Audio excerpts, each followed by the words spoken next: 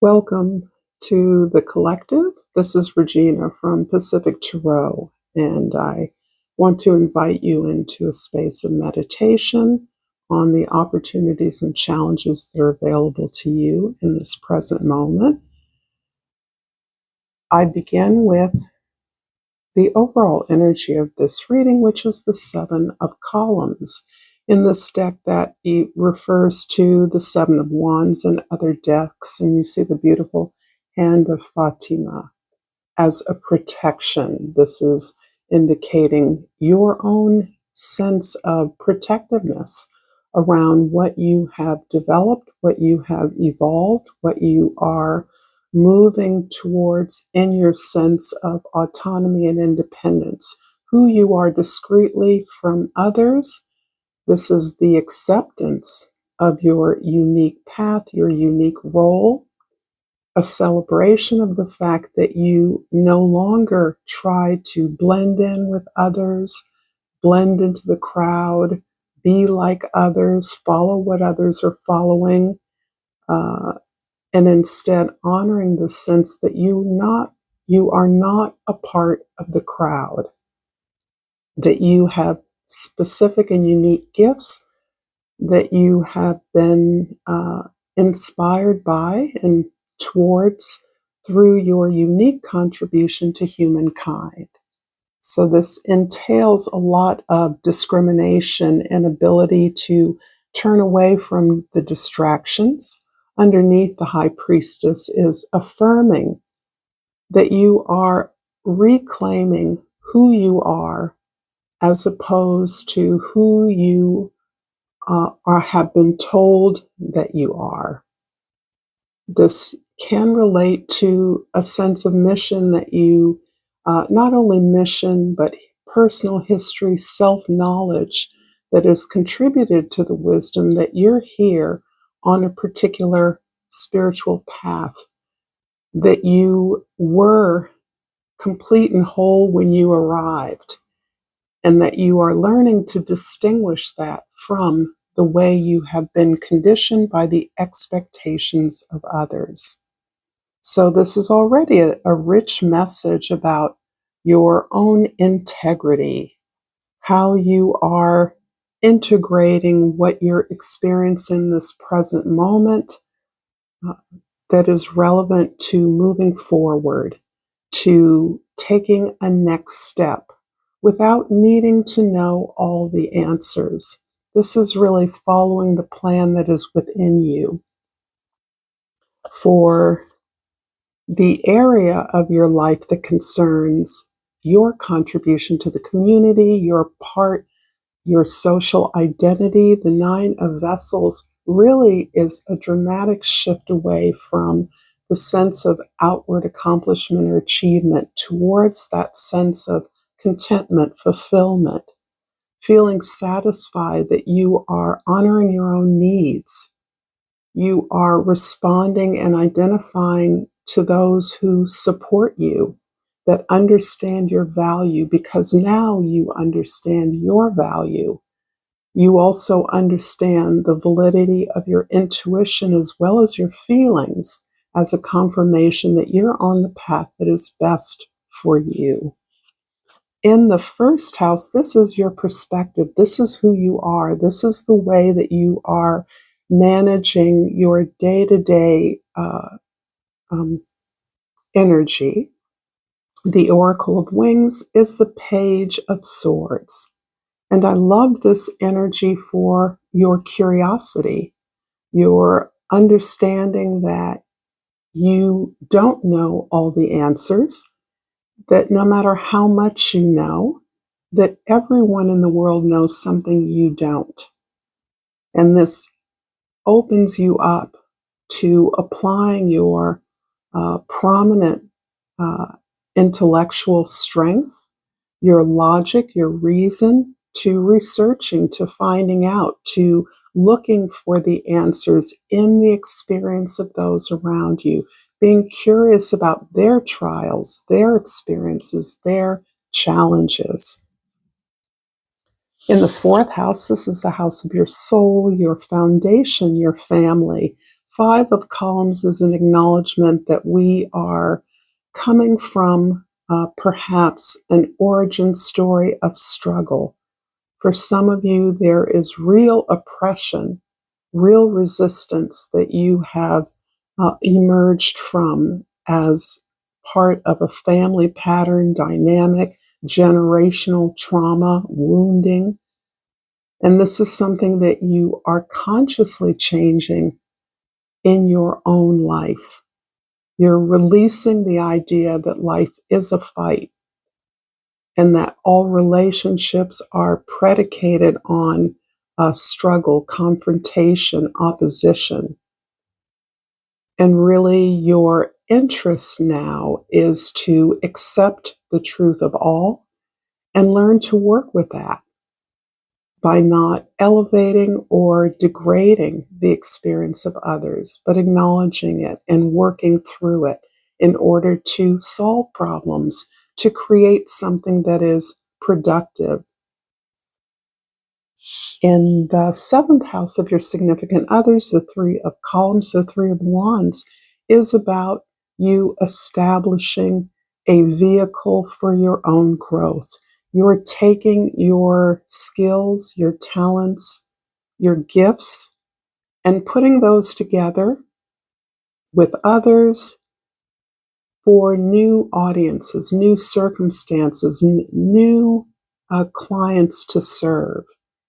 Putting your efforts towards the problems of others that you've now identified are like your own or like those in your community, and recognizing that you have solutions, creative energy to support others in their struggles to create new, relevant solutions to their problems.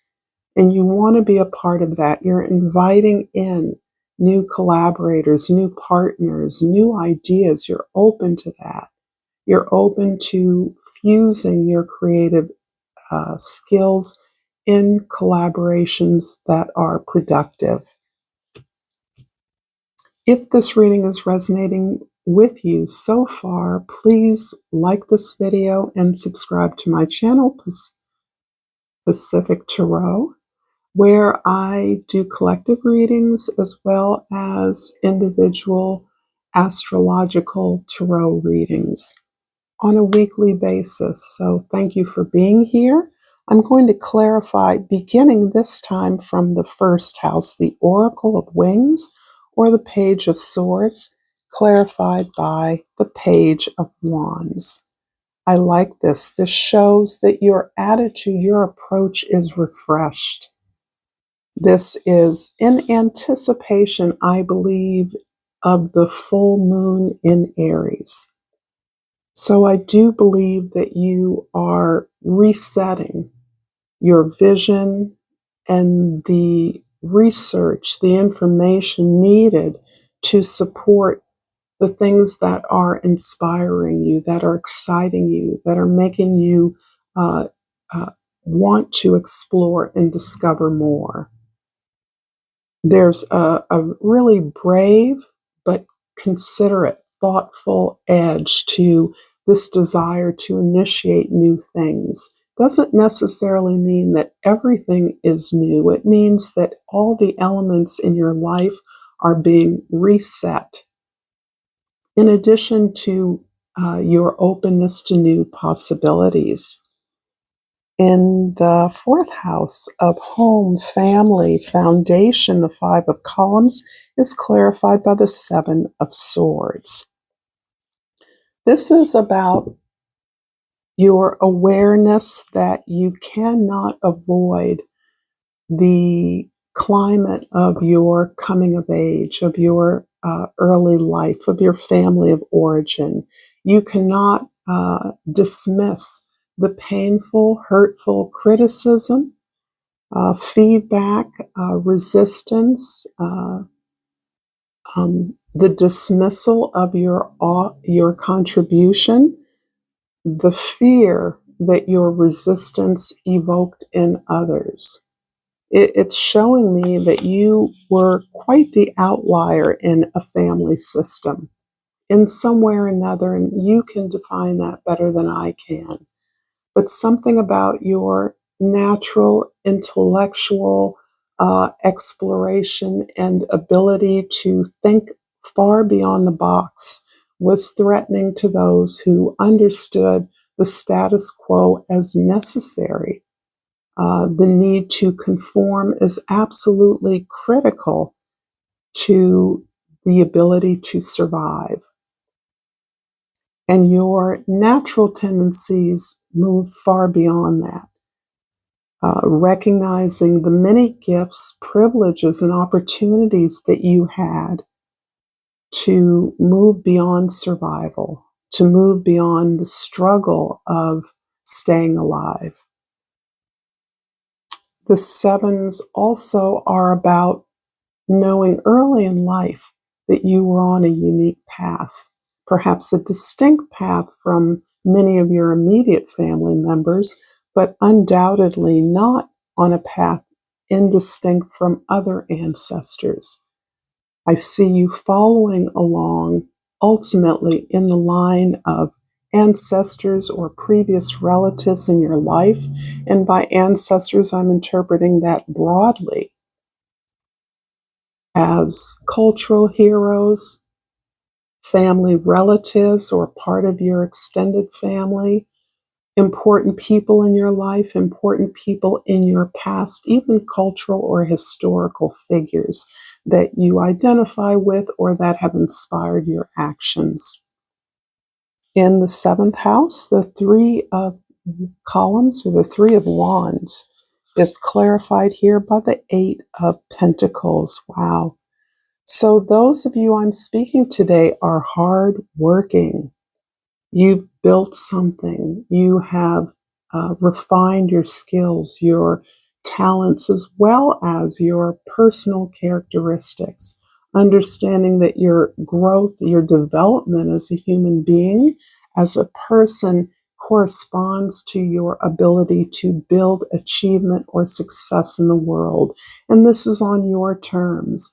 But this hard work, this discipline that has been relatively consistent for you is something that you is built on your own terms. This is not based on what others expect or what others have directed for you.